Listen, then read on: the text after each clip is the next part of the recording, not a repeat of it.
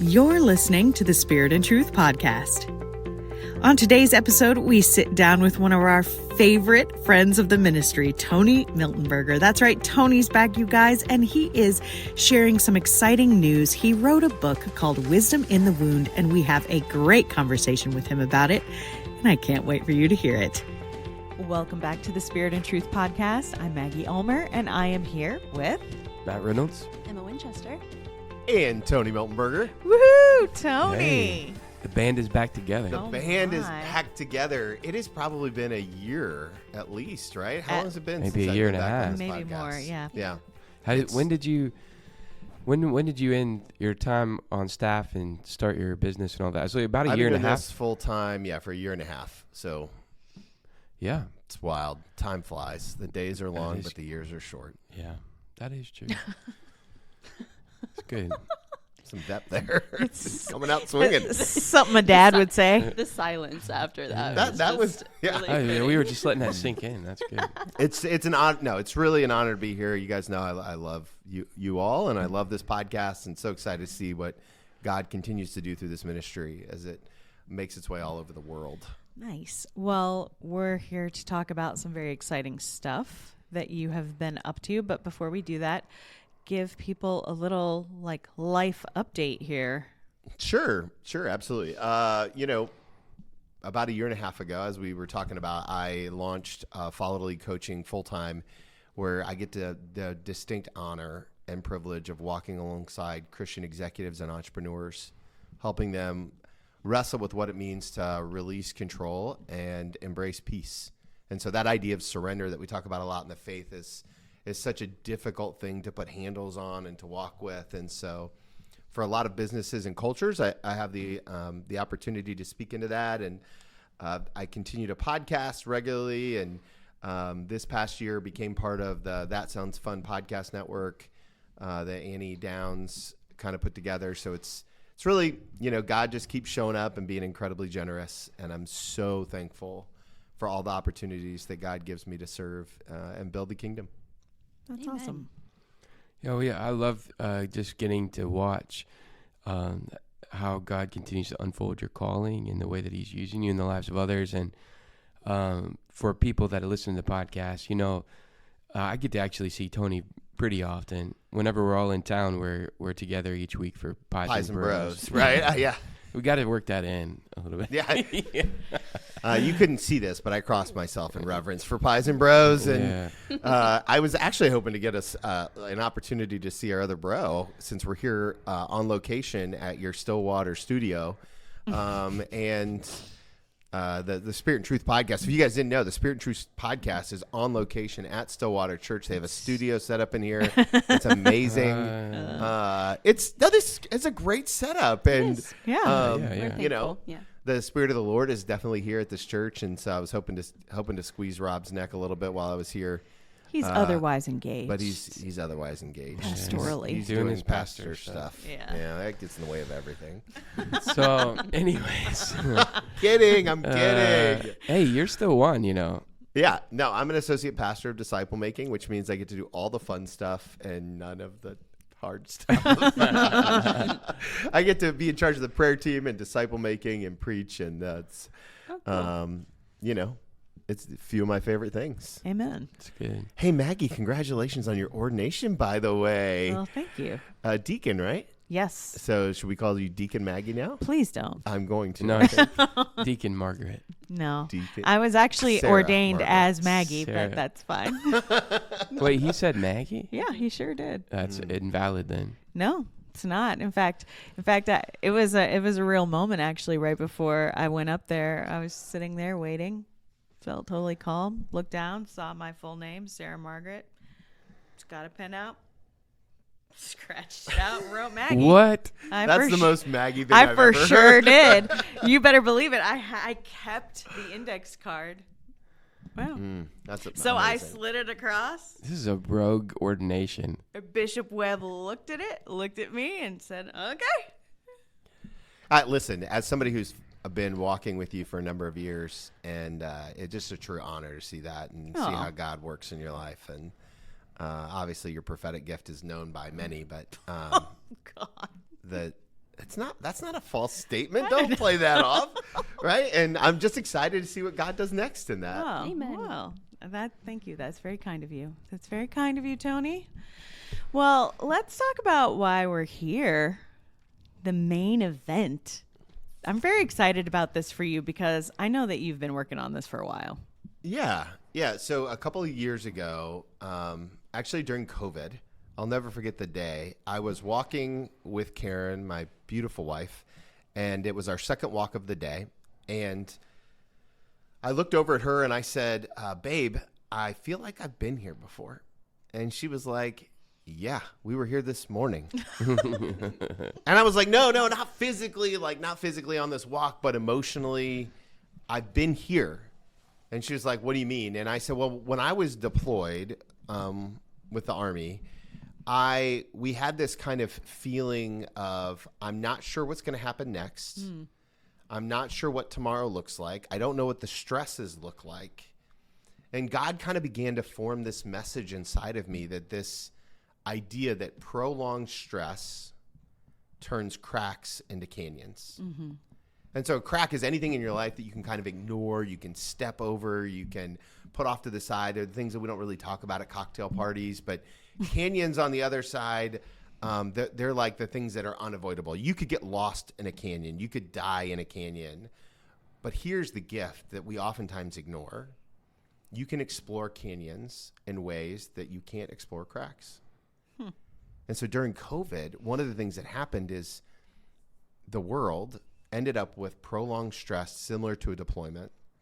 And we had the opportunity to really begin to explore the canyons of our life that were once cracks. We saw it with race in America.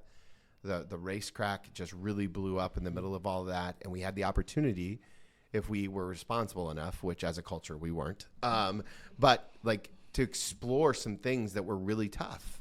And so the Lord really began to form this idea of this exploration. And this was 2020. And the writing that I'm really excited to release in September is kind of a culmination of that exploration in my own life.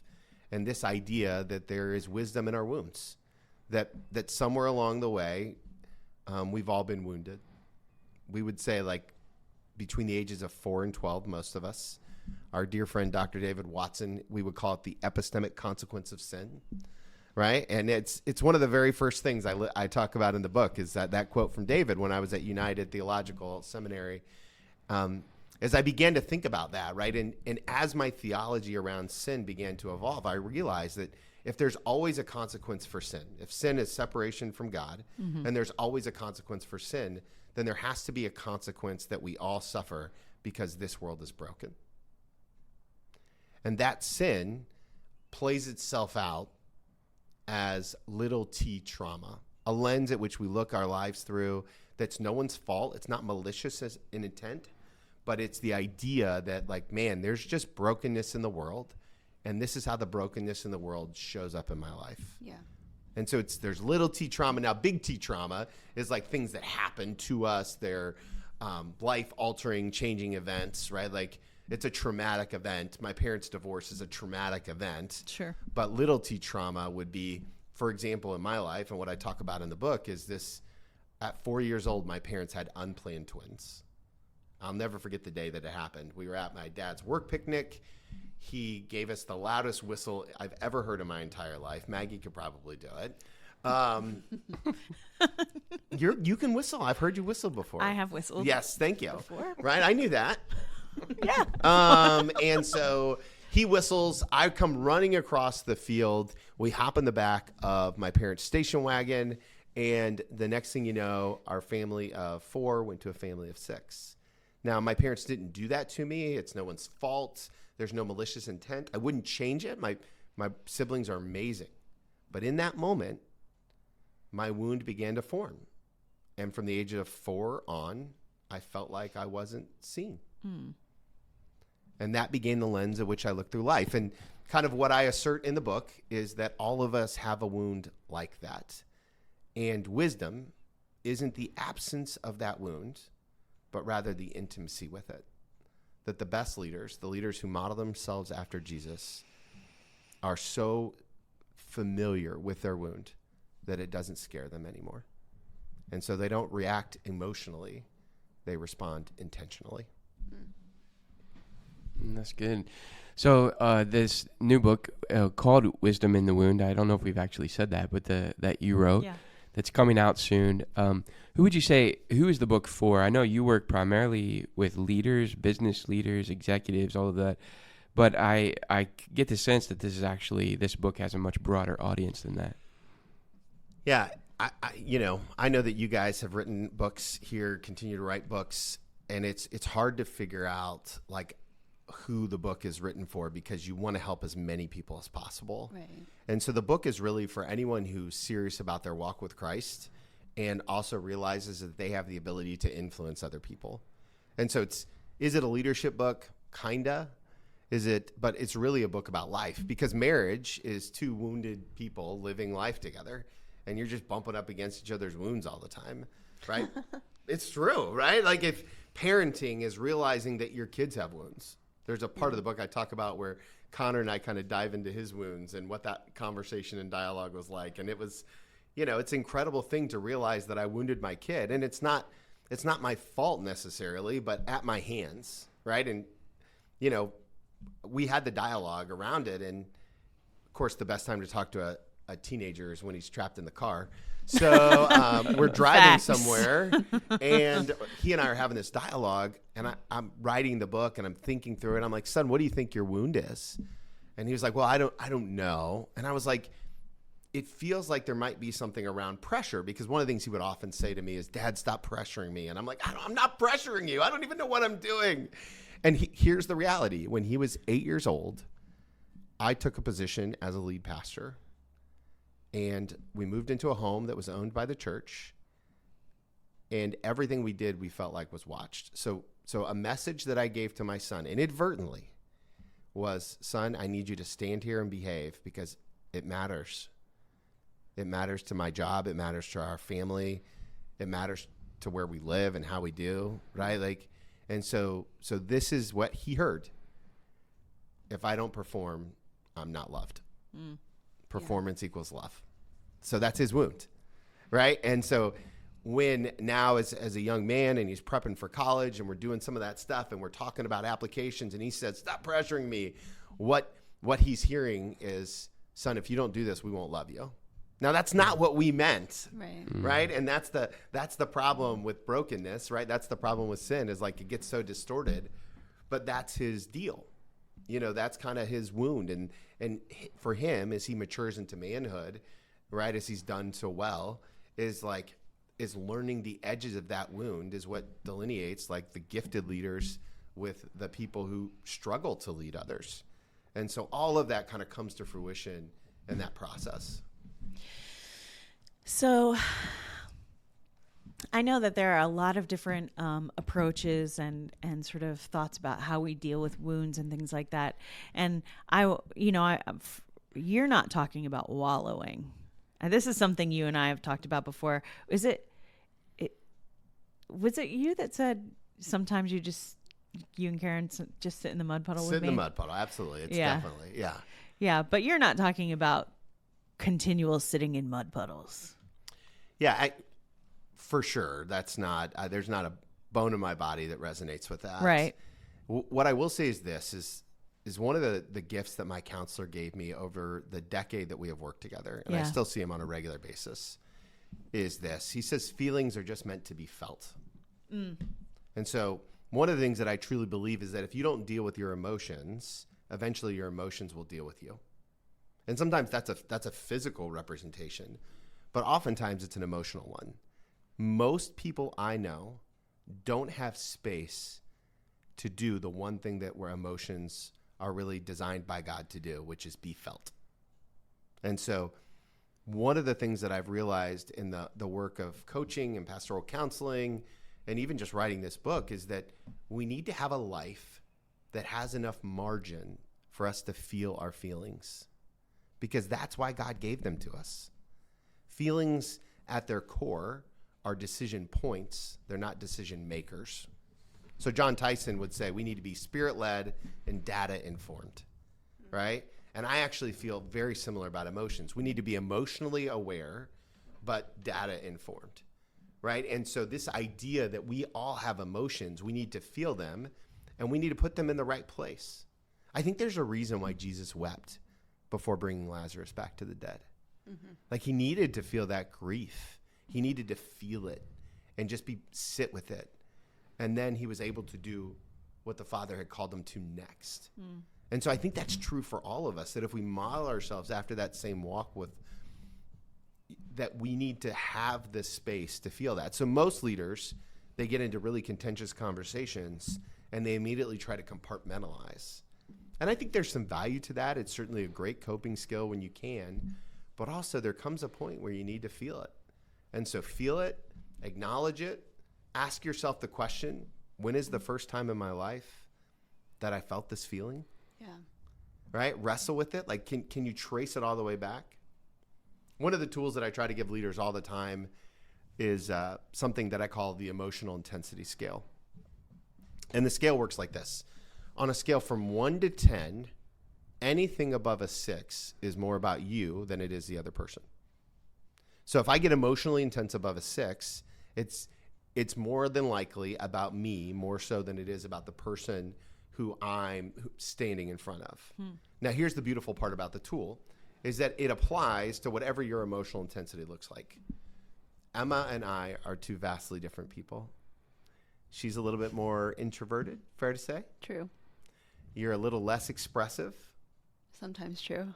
Right? Sometimes more, right? And so my 6 on the emotional intensity scale will look vastly different than your 6. Right, yeah. Right? But that 6 for you is still as pointed and intense as it is for me. It just looks different, right? And so when you get spiked above a 6, then that's the cue from God to say, hey, pay attention. You just bumped up against something. Now, here's what's crazy, is that the emotional intensity scale can work on negative emotions, but it can also work on positive emotions. So I have this beautiful princess of a daughter.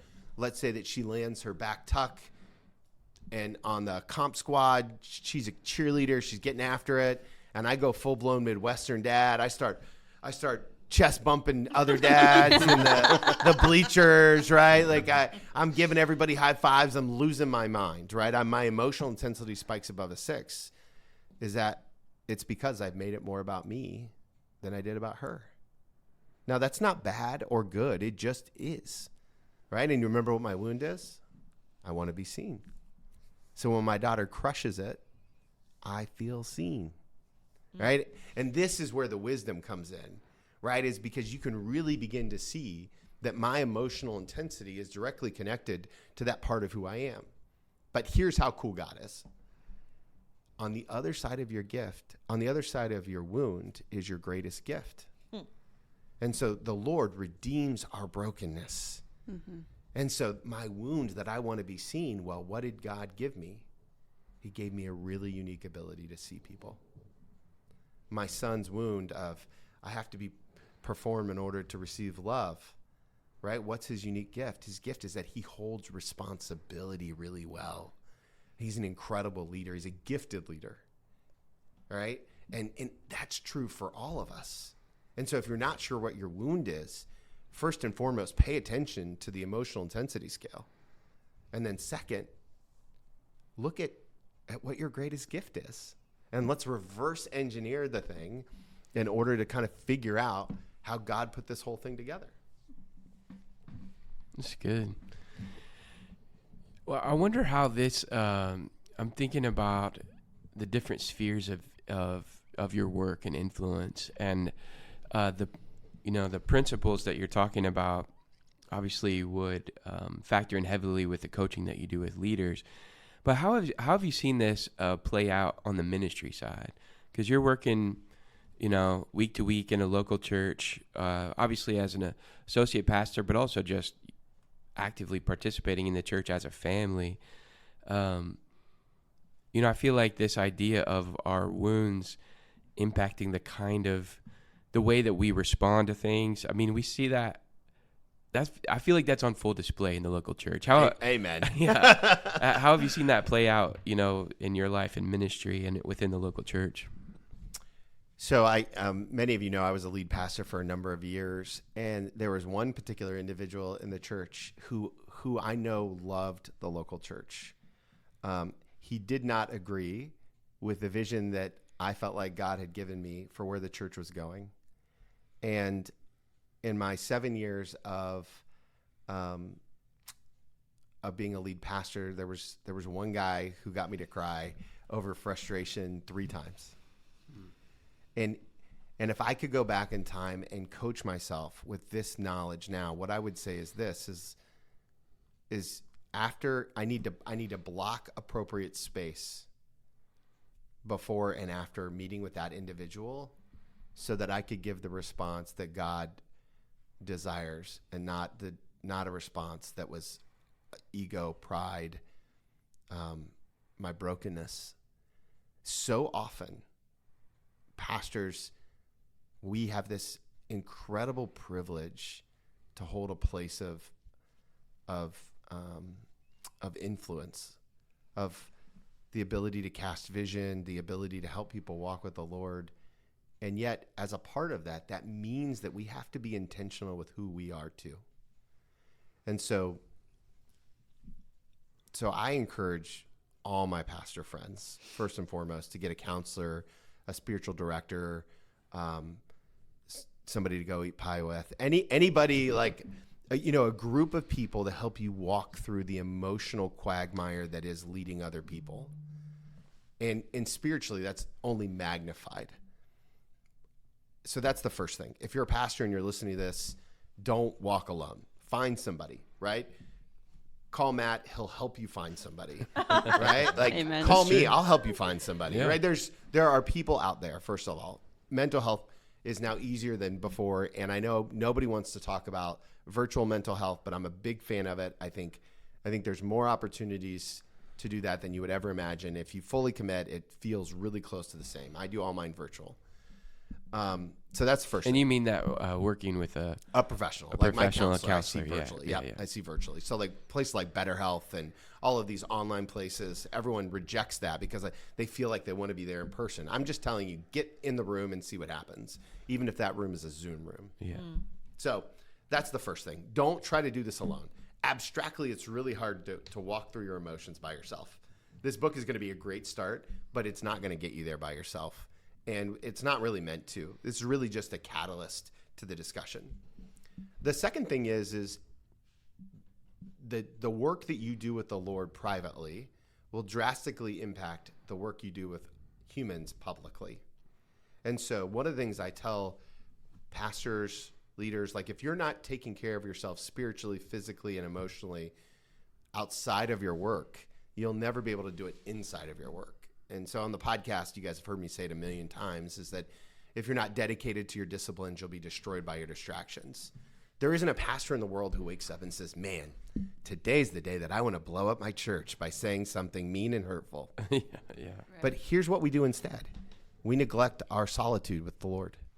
We neglect our prayer time. We neglect our time in the Word.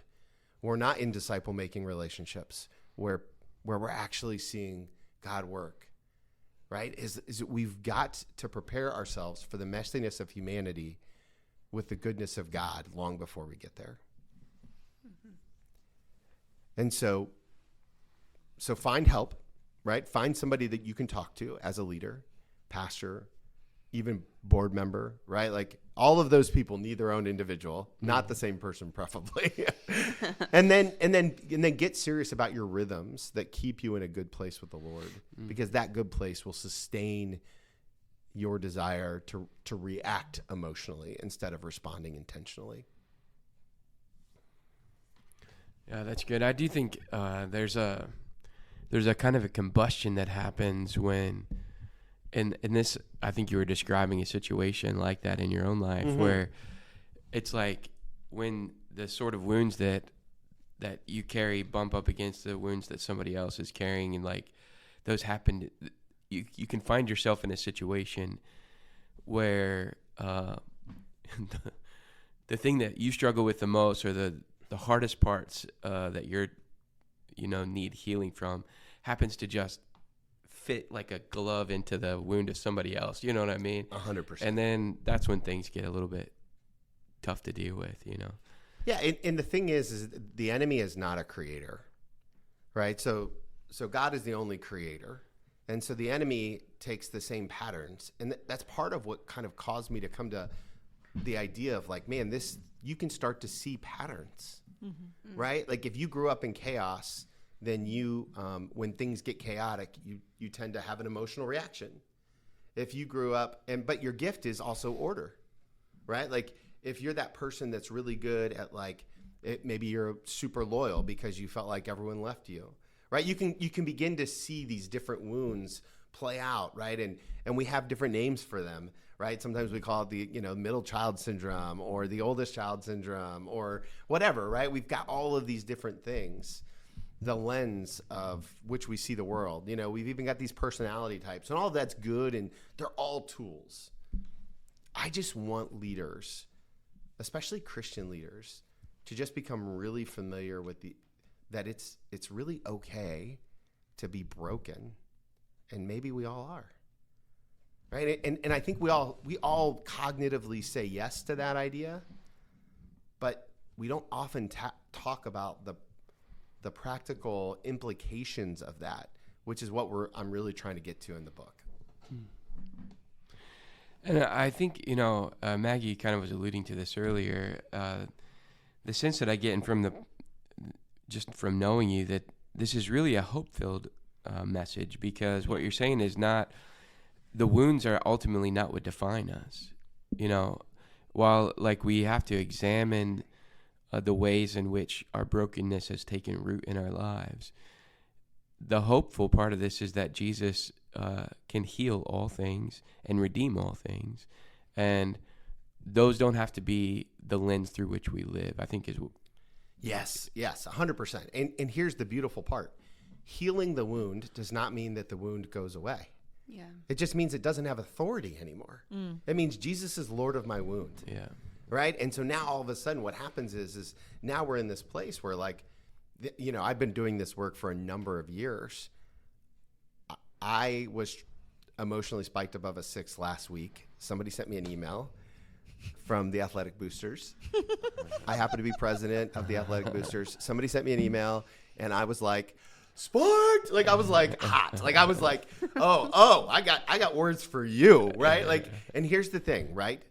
20-year-old version of Tony, 30-year-old version of, maybe 35-year-old version of Tony. 10 years ago, I would have sent the email. Mm-hmm. And it would have hurt my ability to witness to who God is in the community. Mm-hmm. It would have. It just that who I feel like God has called me to be is not representative by that emotional reaction, right? And so today I sat on that email for a whole 4 days, right? And this is crazy. The person who wrote the email, I've never met in person, walked into a place where I was. He didn't know me, but I knew him. And he was talking about me to another person in front of me without knowing it. Yikes. Oh, gosh. It was incredible, right? But in that moment, right, I was like, oh, the Lord wants me to respond to this email now.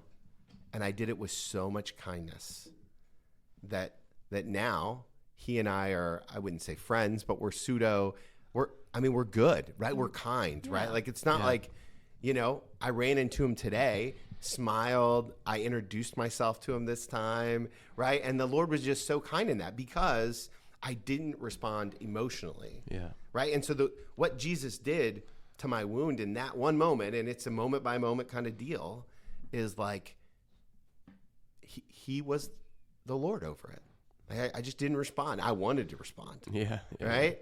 And so like the thing is like it will change our ability to interact with people. Yeah. And then you begin to see what I think the Lord talks about, like, Lord, give me eyes to see.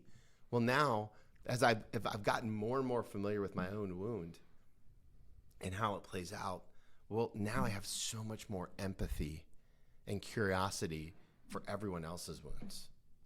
And so when like somebody comes in guns hot, right, and they're like being a real piece of work, you know what I think? I think, man, I wonder what happened to them. I wonder how they were hurt. And that posture, I think that posture is grace lived out. Mm-hmm. And so this work has made me a more grace-filled Christian. That's good. That's awesome. This is probably just a kind of a theoretical question. I'm just curious about your opinion. Do you think every person has like a central key wound that kind of like, I don't know, your default wound, I guess? I don't know what maybe you address that in the book, but the way you're talking about wounds sort of implies that we kind of have one that maybe was formed early on that's kind of our core brokenness. The backdrop, right? Yeah. So again, if we're going to take the kind of the theological approach to it, the epistemic consequence of sin would kind of, what I'm suggesting means that there's one wound that kind of plays as the backdrop to everything else. It's the wound that as a result of just the brokenness in the world. Like, I haven't met someone yet who doesn't have one. That doesn't mean that I could be wrong, right? Like, I'm not a researcher. I've done hundreds of hours of counseling and I haven't met someone who doesn't have it. Here's where it gets interesting. You remember the cracks to canyons idea. There's something that happens when there's actually big T trauma in people's lives, where big T trauma magnifies the little t trauma. And so that wound that I have of not feeling seen was magnified when my parents got divorced. Right? And that magnification comes with consequences as well. And so I don't drink today because I had really bad coping skills. And I would say that my really bad I was actually a really good drinker. People always like, did you have a drinking problem? I was like, no, I was a really good drinker. Really bad coping skills, right?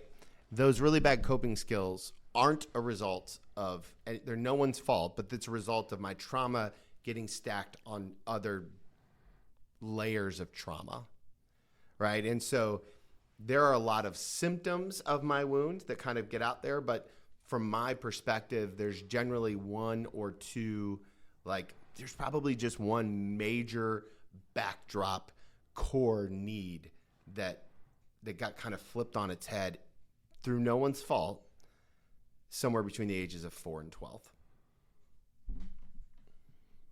So when you say through no one's fault, you mean it wasn't the person's intention. Right. Right. Yeah. And blaming. So here's one of the things that I talk to leaders a lot about is that we have this tendency to put judgment on feelings. Sure. Yeah. And feelings are a gift, right? They're just an informative, like, it's like your GPS saying, hey, there's a gas station up ahead. Hey, you're sad, right? Like, what you choose to do with that sadness is quite different than just feeling it. Yeah. Right. And I think oftentimes one of the reasons that I really began to wrestle with this is I believe that Jesus was sinless. Mm-hmm. I think we're all in agreement on that. So does the historic church. Yeah. So Yeah. we're good there. And so why wasn't a sin that Jesus tossed the tables in the temple court? Right. And I began to wrestle with, like, man, because there's no place in my head today where I could go into a place and start tossing tables where it doesn't feel like I'm doing it out of anger. Right. And so the thing is that I believe that Jesus didn't do it out of anger. He did it out of intentionality. And so he didn't have an emotional reaction. That's where we get in trouble as humans. That's where Jesus didn't, Jesus had that part figured out through his time with the Father, is that he was like locked into, like, hey, this is an intentional teaching moment. This isn't me responding emotionally. He wasn't, I always see those shirts. You guys probably do too. Sometimes you got to go in and toss some tables. Well, maybe, right? Like, but you better be really clear that you're not having an emotional reaction, instead an intentional response that's led by the Lord. Can I be an 8 with you? Sure. So I think I understand what you're saying. as I think about that moment in Scripture, and then I also think about other moments in church history, and this is just me nerding out a little bit. Not too long ago, I was reading Athanasius, and I was thinking about... That's a humble flex, by the way. I love that. Is it a humble flex? I think of it as just being a nerd. I know. I love that. So I was thinking about... So Athanasius, he was a major contender against Arius, and Arianism, which is a form of Gnosticism. And everything we know about Arius is through the lens of Athanasius. So as you might imagine, as his opponent, it's not necessarily unbiased, although Gnosticism, totally not Christian, not helpful. Anyway, the point being, his characterization of Arius is just vehemently against his position, and he is pointed and attacks his character and all of these things. I think you're right that there is no good that comes from an off the cuff kind of like, screw you and the horse you rode in on. I actually didn't say that. Okay. I do think the Lord redeems those moments often. Oh, yeah. So, I do think, I do think that there can be good that comes from what I would say is less than Jesus-like moments, right? Maybe flirt with sinful moments, right? I think the Lord redeems those things often. Yeah. Right? I'm just suggesting that most leaders don't know when it's happening to them. Sure. I guess my question is so Jesus was experiencing what I would call righteous anger, so in defense of the faith, in defense of how the temple was being used. And I'm wondering about those moments. So I love everything you're saying about the way that we handle our emotions, just growing in awareness of them, and how they impact us, how we navigate them, how we choose to respond to them, or how we sort of channel them or sit on them or just say, let's wait a minute. But I'm wondering, what is it about that moment that sort of gives you pause about what is it that makes you think, okay, flipping the table is a question mark? Let me ask you a question. Okay, yeah. Have you ever known when you're in righteous anger versus unrighteous anger? I mean, it's always, if I think that I'm experiencing righteous anger, I'm very well aware that there's a mix happening. And so I think that that's probably the difference between us and Jesus, right? Sure. It's he was fully aware he was in alignment with what the Father desired in that moment. Right. And I think most of the people that I've met don't have enough intimacy with their wound to know that if they are or aren't in righteous anger. Sure. Right? And so maybe there's a point of the sanctification journey where you get to I'm in righteous anger and I know it. Maybe Dr. Bellini has some of those moments, right? Dr. Bellini, are you fully sanctified? So, but I think that's probably, because here's the thing. I don't know that I've ever been, there's been more than a couple places where I wanted to toss the metaphorical tables, right? But it's never not been a sin in the way that I wanted to do it. Sure. And so that was part of the equation of how did Jesus get to a place where he could toss those tables and it not be a sin? Well, I think a key part of that is that the fruit of the Spirit is self-control. Sure. Yeah. So if you're reacting in such a way where you're out of control of what you're doing, Right. 100%. then we know that's not of the Lord. So is that what you mean when you're saying this is an intentional decision? He's I'm aware of what's happening. I'm doing 100%. this on purpose. Okay. That kind of That helps. he's not. So the most people, when we have an emotional intensity spike, the emotion takes over. Right. Right. And that's a part of what it means to be human. Right. I just think that I don't think that the emotion ever took over for Jesus. Sure. He was always in alignment with what the Father desired. So I actually think this is interesting because if you read a lot of stuff about the way ancient culture viewed emotions, and passion is the word that would have been applied to what you're describing. describe that as a negative thing. To be overcome by your passions is to lose your ability to make rational decisions. Agreed. I mean, I'm probably not in I wouldn't say that passion's negative, but I do think that being overcome with it is generally not well received in the world. I don't know what you're talking about. Well, and you know, Paul would say, like, I want to die to the flesh, right? I think that's the other church term that we often use for passion that I think could be attributed as those fleshly desires, right? Like somebody cuts me off on 75 and I want to tell them what I think about them, right? Like that's not of the Lord. Yeah. No, that's really helpful.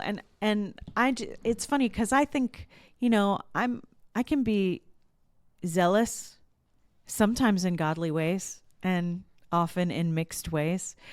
And the reason I'm thinking about this too, I was just reading about church fathers and the way they defend the faith, and they do it with a tremendous amount of like fervor and zeal. And then, every once in a while you see some really amazing gem online about something that is the worst take you've ever seen.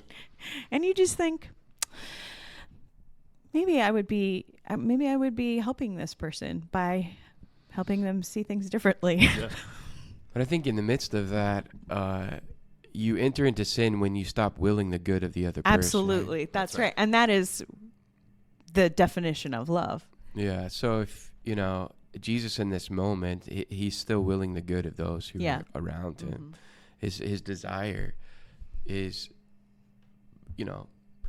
for the glory and the love of his Father, but also for the good of those who are around him, who are not understanding the kingdom that has come. Yeah. So, I think in that sense, it's an intentional act. It is, absolutely. Yeah. And I think a lot about Dr. King is a great example of an emotional leader who was also intentional in response. Dr. Martin Luther King. Yeah. Jr. Okay, gotcha. Yeah. And so, Mother Teresa, I think, was also equally, she was an emotional human who was intentional in her response often, right? And I think some of our greatest leaders throughout history have that gift set. And I think the people that we don't trust the most in today's world are the people who can't stop their mouth from moving when they have a feeling. And I think we see that in politics in today's world, which is why there's so much mistrust. Yeah, social media has really helped with that also. Sure, it gives people so many opportunities to say brilliant things. Yeah, it's like, what a great experiment. Let's just take all the stuff that used to just be inside your head and put it on the outside. Put it out for the entire world to see. That's a perfect idea. I had a friend who described it like this. Sometimes social media posts are basically like walking out your front door, screaming at no one, and slamming the door as you go back inside. And you're like, what purpose did that serve? Yeah. Well, Tony, so we're kind of running up at the end of our time, but this has been a great conversation. So many fascinating things to think about. I just wanted to ask, what's your greatest hope? You spent a lot of time. I mean, writing a book is no joke. So. Just really proud of all that you've poured into that, and it's been cool to just see you kind of chase after this vision that God gave you. Absolutely. What's your biggest hope as you see this come out into the world later this year? What do you hope God does through this?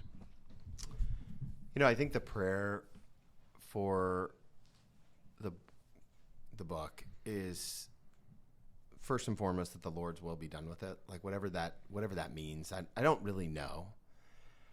I would love to see leaders grow closer to Christ in the workplace.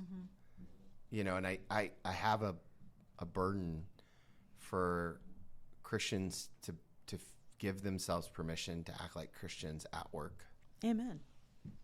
And that is a place where they could do kingdom building work in an intentional way.